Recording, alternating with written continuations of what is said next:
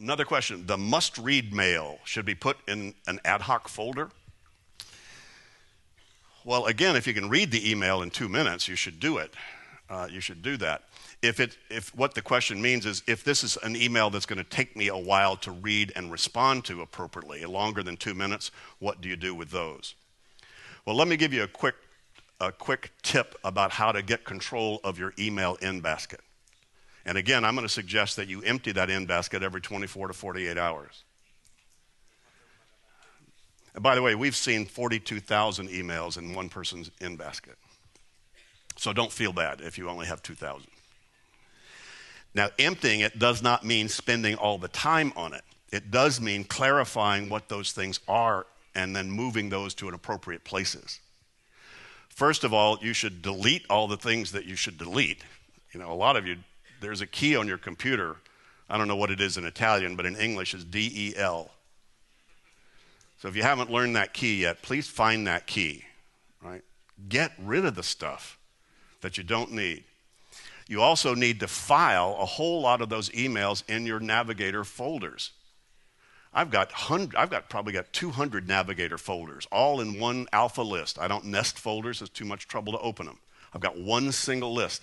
Anything that's just referenced just gets dragged over into that folder that it belongs to, based upon person, topic, or theme. And then handle the 2-minute stuff. So if you delete everything you need to delete, file everything you need to file, and actually do the 2-minute ones, you only have 2 kinds of emails left. Emails that represent something you need to spend time on, and emails that represent something you're waiting on to come back from other people. For instance, if you're tasking a staff person to do something and sending them an email, I would suggest, by the way, that you CC or BCC yourself, so you get a copy of that tasking email back in your in-basket. Now that's a waiting for.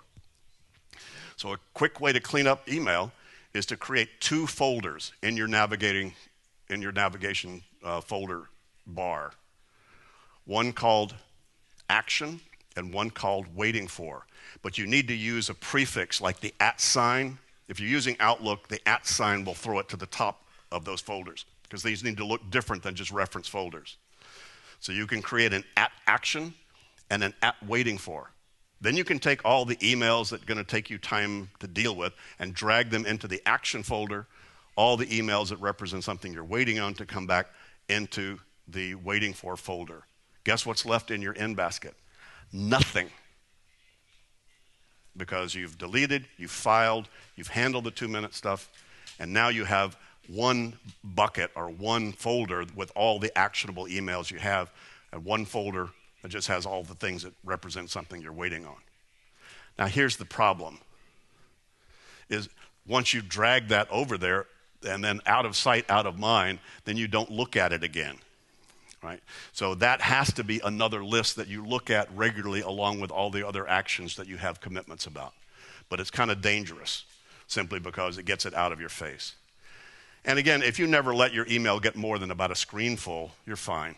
You know, oftentimes I've got a screen full and I just leave it there because I know I'll get to it sooner than later. But if you have more than a screen full of email, you might want to consider something like that as a way to get much more of a handle on it. If you've got a huge volume of backlog of email, there's versions of email bankruptcy. You know, one is Control-A, Control-X, and pray. That's radical, but that's possible. A lot of people will take stuff and sort it by date and then just create folders like these are all the, where are we? These are all the June, these are all the July, these are all the August, and then they just chip away at them and to clean them up later on.